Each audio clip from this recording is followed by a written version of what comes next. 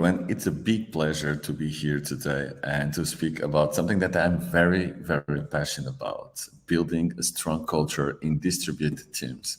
My name is Gonçalo Hall. I'm the CEO of NOMADX, and I also do several different things from organizing remote work conferences to consult companies in these teams.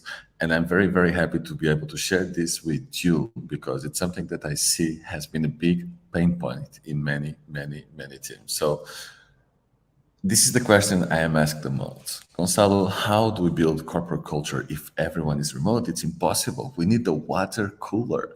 We need the coffee. We need all these things that make us have a culture. And this is not true at all. This is something that there's a big misconception about what culture is. And it's definitely not the water cooler.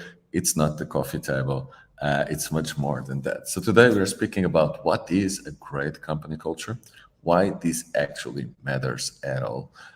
The Doist case, Doist is a full remote company distributed around the world with more than 100 employees. And they are what they call the full async culture. They're incredible. Then we're speaking about Buffer, one of the other incredible full remote companies that is doing what they call radical transparency. And I'll tell you what this all means. And then X-Team, actually one of my favorite companies as well. They gamify the whole experience for remote workers, and they make it fun to work remotely and to build a strong company culture. I'm very excited for this talk. I think we really need to hear it. And let's start. What's a great company culture? I think we're really mistaken about what's a great company culture because we believe that it's all these beautiful things, but actually what a great corporate culture is an amalgamation of values, practices, and behaviors that determine how employees and management interact and handle business transactions. It's much more about the values, the practices, and the behaviors than it is about the having fun, the table tennis, the PlayStation at the offices, and all this craziness that we saw in startups, for example, in the US. So what defines the culture? What defines a culture is way broader than you just mentioned. It's actually very hard to define. We have the shared values and mission. This is key for the culture. If you don't have very specific values, if you don't have a clear vision for the future, it will be very hard to have a strong culture. We have the open communication. The more open communication and transparency you have, the better will be your company culture. We have respect and fairness, respect for everyone, being fair to everyone. Remote companies are known for being much more fair than in-office companies because the politics of the offices don't work.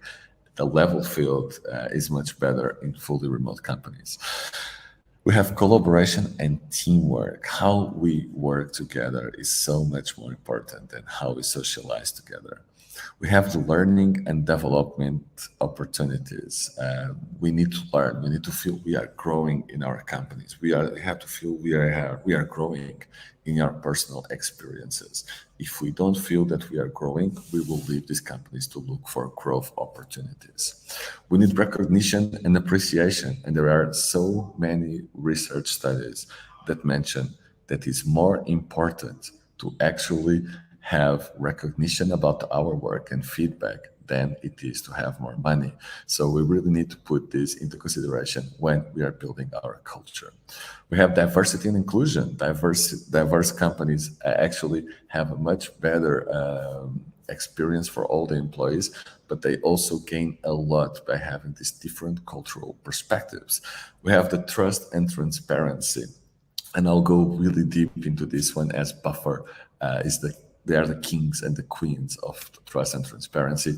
But the more transparent your company is, the more everybody will feel it's a part of the conversation, a part of this big puzzle that companies are. And the last, we have social responsibility, which X-Team will share a little bit about it. But companies have social responsibility. People want to feel they are giving back to the world. So the more we actually focus into this part of the companies, the more we will be successful in creating an incredible culture. And what is not culture? This is not culture. I can share a story. In my last company, in my last office, I was working in Poland, and they had all these table tennis, PlayStations, football, incredible cappuccino machine was really, really good. And what happened when I was there is that I spent 3, 4, 5 hours of my day socializing, playing table tennis. I became very good at table tennis. I played PlayStation. I became also very good at Pro Evolution Soccer. And I was actually in the company. It was like a playground for grown-ups. This is not what they are paying me for. They were paying me to work, to produce, to grow. But instead, because we had this fake vision of what is company culture, my life there was much more like this guy, but with shorts and t-shirts. And it was like playing table tennis for some hours, go to the other office, play some PlayStation, go to the cappuccino machine, meet people, go to other departments, talk with people. And then for 3 hours a day, I may answer emails, I may work. This is not what they pay me for. Now, as the CEO, this is stupid. It's a nightmare. This is not what we want. What we want is not parties, is not crazy ass stuff. What we really want is actually to have a work-life balance or work-life integration, to live better lives, to contribute to our companies, and to grow. So why is this key, and why is this so important for the companies? Well, because all the statistics, all the research points that culture is actually a key factor in high employee engagement. It's a key factor when in negative cultures for people to leave the company, so retention. And it's actually a key factor as well on how well people feel in the companies. Companies with a strong culture, they'll have a very high rotation rate. They'll have a very low turnover, and you will usually produce more because there is this sense of mission behind the company. It's so much better to work for a company that has this sense of mission, that is fair, that is transparent, than it is to work inside an office with a bad culture. We don't even really know what we were doing there. We are just part of this big puzzle that we don't fully understand. And I love this from Doist. This was shared in Doist blog. What companies think that culture is socialized together. It's the parties, it's the happy hours. But what culture actually is mostly how we work together. How we work together matters so much more than how we socialize together. Yes, socializing is important, but not as part of work.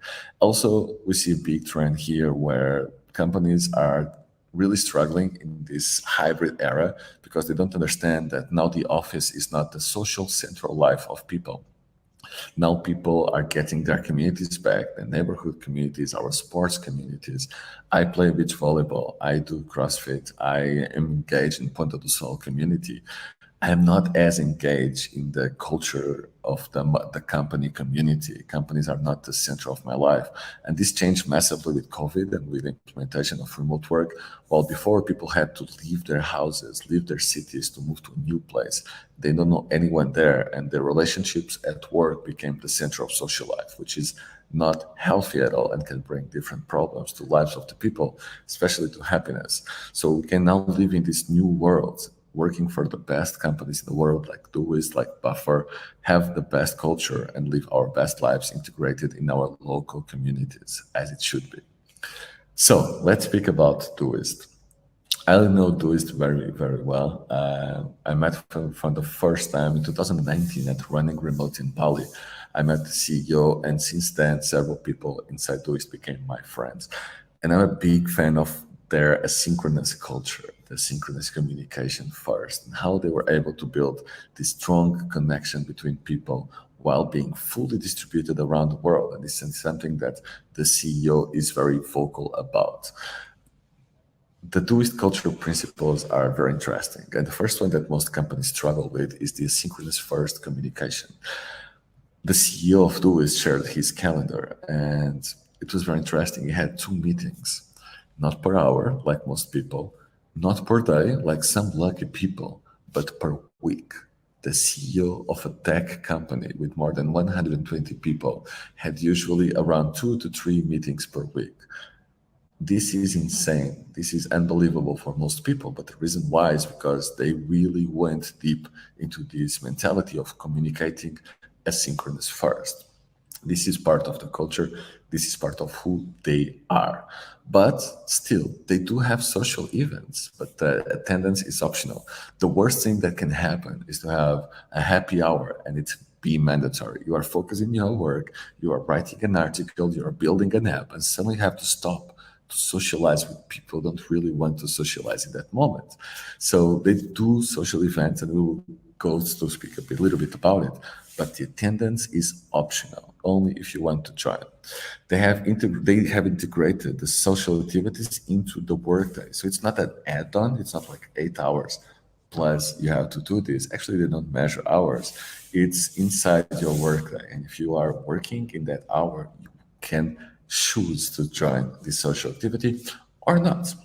The focus is in the work as the unifying factor. Again, going back to that chart I showed you, people and Doist believes that how we work together matters much more as a unifying factor of the whole community, of the whole company, in exchange of how we socialize together.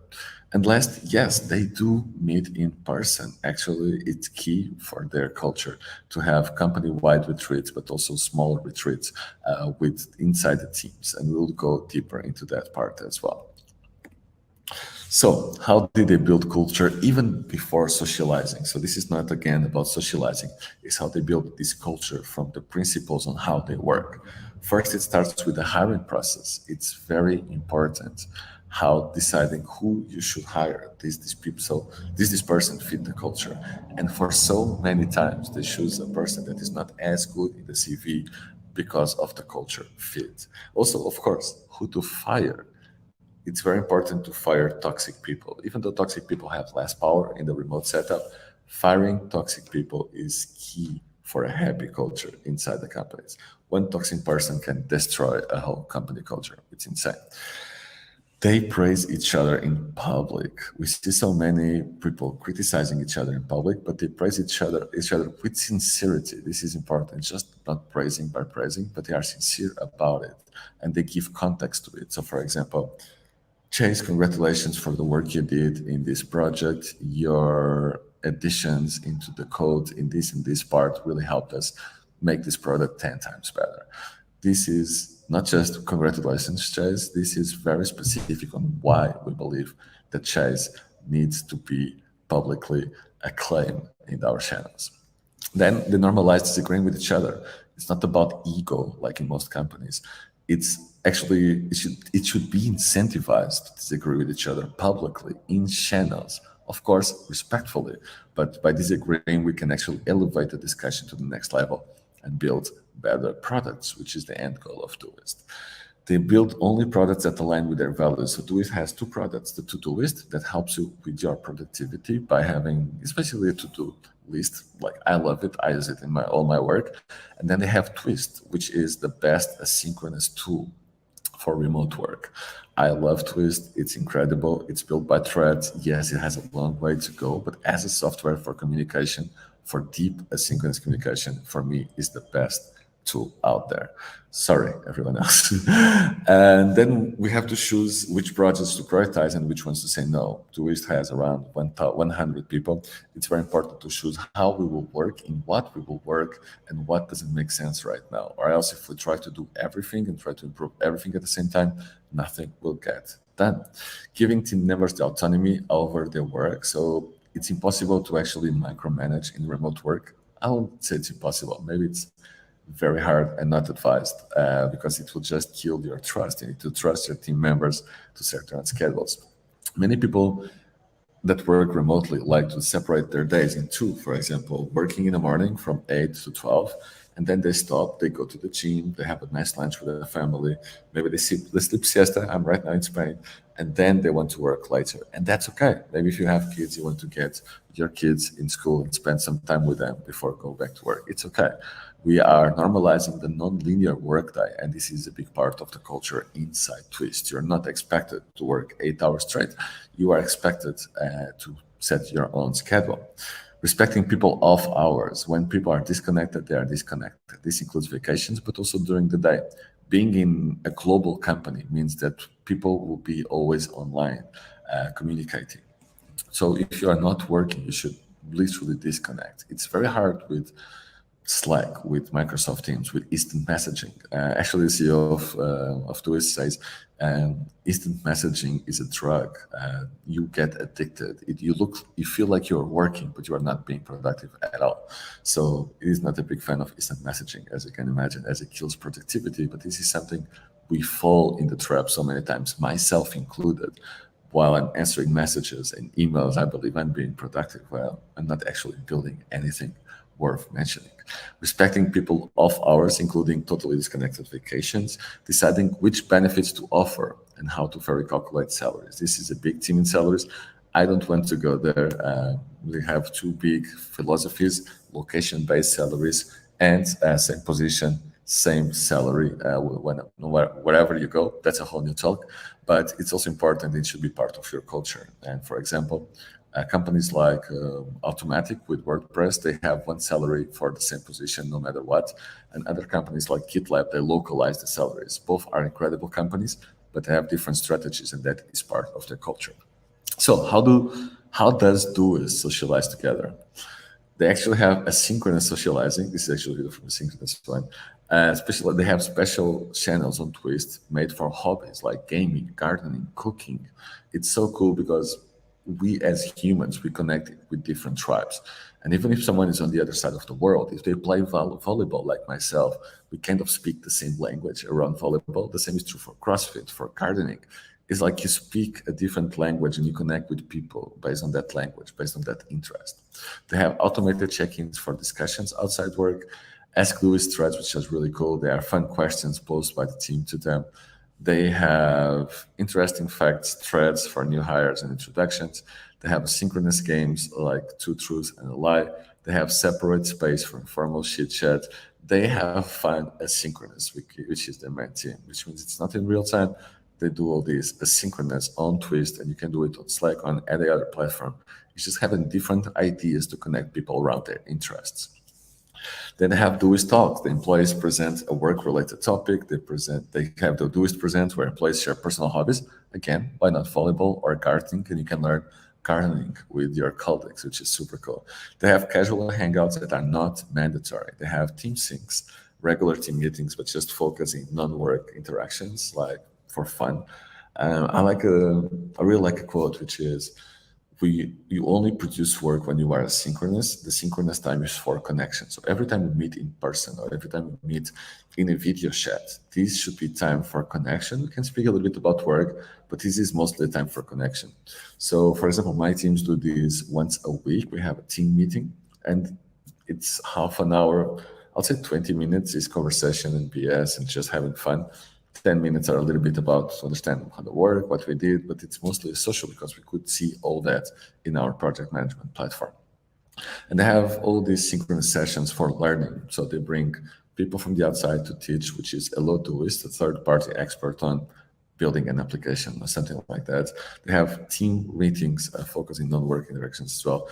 And it's all about building these synchronous, non-mandatory activities. And I love it.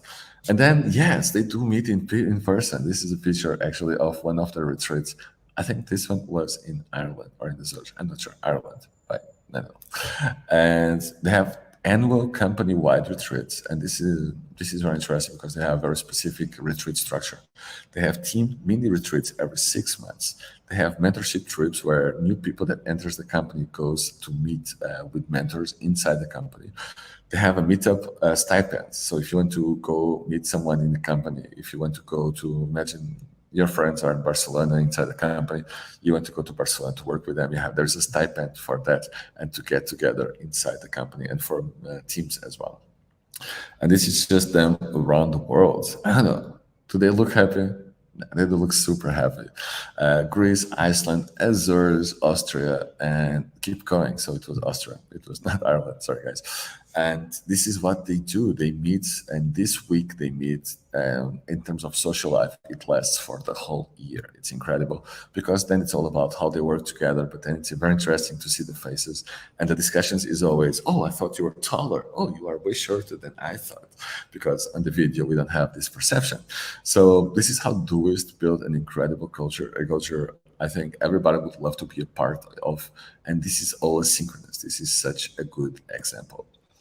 And then Buffer. Buffer is an outlier. Buffer is brave. They have this high trust, high transparency mentality.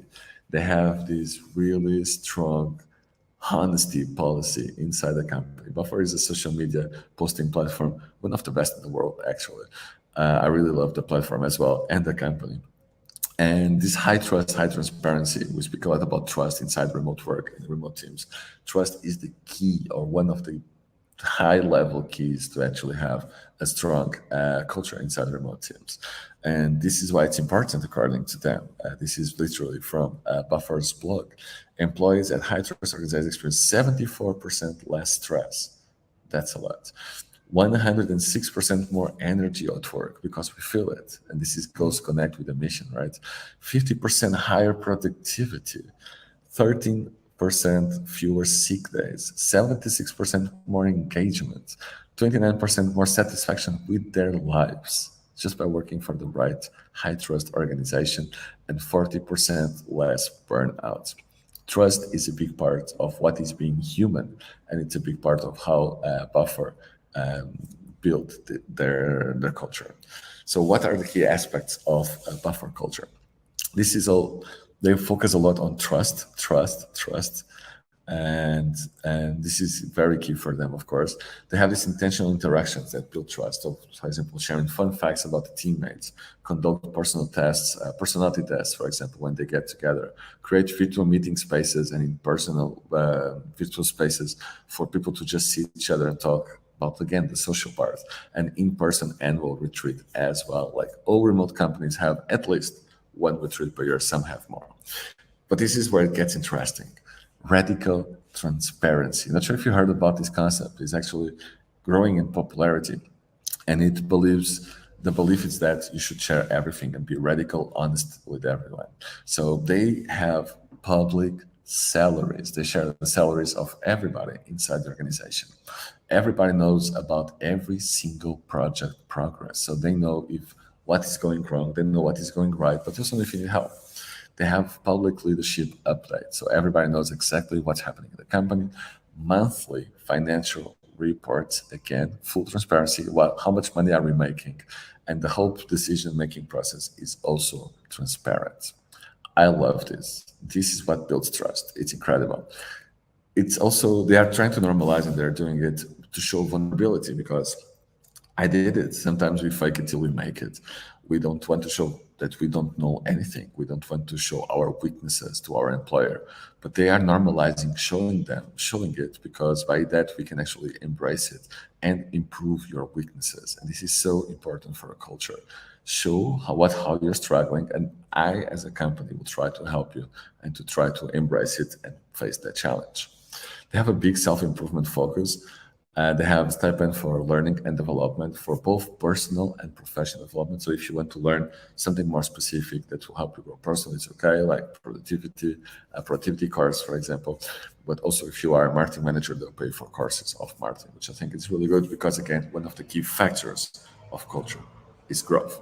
And then they establish several best practices. One of them is public, is the 10 best practices on Slack. And you can just go to Google and check it out. It's incredible. Just Google the 10 Slack agreements of Buffer. And it's so important. Slack is so many times a no man's land. It's so many times a place of chaos. They have strict rules about how to use it. And so everyone is at the same page. Everyone follows the same rules. And it's very clear when you are not following one of the rules. Rules are so important. Remember I told you salaries are public? I was not joking. When I was preparing this talk, I went to check the salaries of Buffer. I was like, you cannot believe it's probably public just inside the company, right? There is no way this is public, but it is public. This is on Buffer website. I just went to the website and found the salaries of everybody working in the company. How crazy is this? I think it's insane. I love it. There is trust. People know exactly what people are like. This is not the perfect system. I'm not saying that everybody should do this, but based on trust, and these guys are taking it to the extreme. If you want to spread trust, if you want to spread transparency, and I think that's the key message here, you need to be very vocal and very keen to share information, and this needs to be built by default inside your company. And then we have X-Team. X-Team, I met the previous CEO, Ryan, is an absolutely legend. He told me, one of the things he told last year at Running Remote, this year at Running Remote, was very important, and it changed the way I see culture. He says culture in companies should be like culture in sport teams. And for the way they take it is literally as a sport team. They have t-shirts branded. And so if you go to their Instagram page, it's people with their X t-shirts working from around the world, having fun, being proud, and literally wearing the t-shirt of their company as you do of your football team, of your volleyball team. They made their employees their number one fans. It's insane, and they did it. But how? Let's dig in. So what are the principles of the X team? First, create asynchronous opportunities to connect people. We saw the same with Duist. Create asynchronous games and gamify recognition. They literally have badges that you can get when you are working for the company, and you can, it's so cool. You can gamify the whole experience inside the company. You can gamify the experience inside the team to make people competitive, but not in a negative way, in a very positive way. I think it's genius, and I love it. Offer opportunities for growth. Again, budget for learning, Slack groups for learning. Imagine if you have, why not having a marketing learning, a Slack group where people share the last trends on marketing or some really good talk they saw, so the whole marketing team could be, or the people, everyone that cares about marketing could learn each other together and share proactively this content. I think it's genius. And also because X Team is a very specialized, high-level tech team. They have tech channels for technologies like PHP, etc. They use video, especially the CEO, to inspire and motivate. They don't do it synchronous, but the CEO would share a video to actually share the vision, share the mission of the company, share updates of the company, but in a very inspirational way. They celebrate together, and they celebrate often. It's not in the yearly call. When there is big milestones being hit, we need, and they do it, and they do it very well. Celebrate together, celebrate on our communication platform. Make sure everyone knows, even if you're not in this project, we are all celebrating as a team, part of the culture. When the football team wins, you celebrate, even if you are watching the game from home, right? You were not playing, but you still celebrate. It's the sport team culture that I think it's so good, and that these guys are thriving with it. They bake productivity into the culture. What does this mean? They share strategies about how to be productive with each other. They share the different routines, the morning routines, the productivity apps like Todoist they use, the challenges they are facing so everybody can help. So talking about productivity became normal and built in the culture that will push people to be more productive and to care about productivity. It's genius. And they want to make a positive impact. So they do have charity parts of the company where people can give back. They do it in the retreats, and they do it as default in their project to give back to the institutions they care about. And I love these guys. This is one of the games they are playing asynchronous. You can see it on Slack. And they are just playing a game, a synchronous game, with the bot on Slack with LootRite, which is an app. It's so cool. Probably we cannot understand it. I don't know the rules of the game, but they are just having fun, slowly, asynchronous, on Slack, playing a game.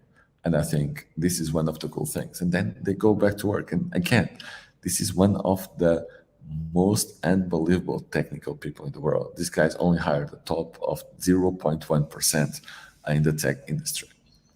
And this is a video of a little bit of what they do, the Legends experience they did last year. And I think it's legendary. I'll play it for you. Oh, sorry, I'll play it for you.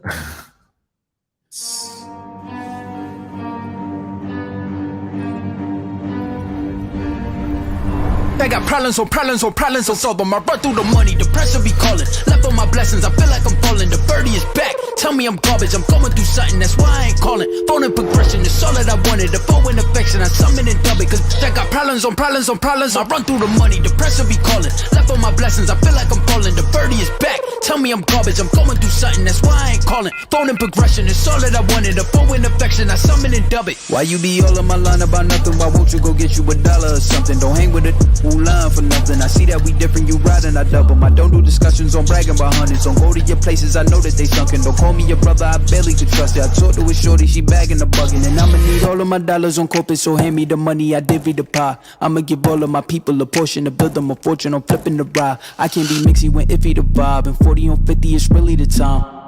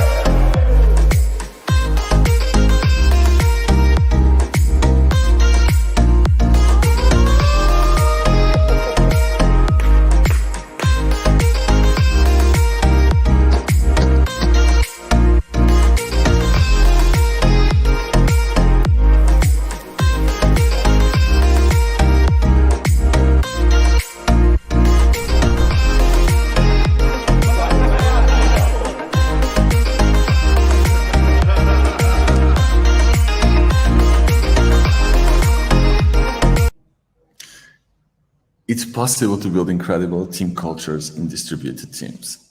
All these companies are the proof that it's possible. Did you see they all had branded t-shirts, branded hats? They were celebrating together. They use these team retreats, the time they are together to socialize and to have fun. When they are not working together, they are ultra productive because they are not constantly interrupted by calls because they all work asynchronous. They have a common mission. They have fun in the mission. They have work-life balance, and they have the trust of the company that hired them to do their best work. This is how you build a trust and how you build an incredible culture in a remote team. And so now it's up to you. Now it's your time. Get inspired by these companies and build the best culture you can and share it with the world. Go on social media, share your best practices, show what worked. Above all, test, test, test. It's possible. And I'll tell you more. I believe these remote teams have a better culture than 99.9% of teams that are right now inside the office. Thank you.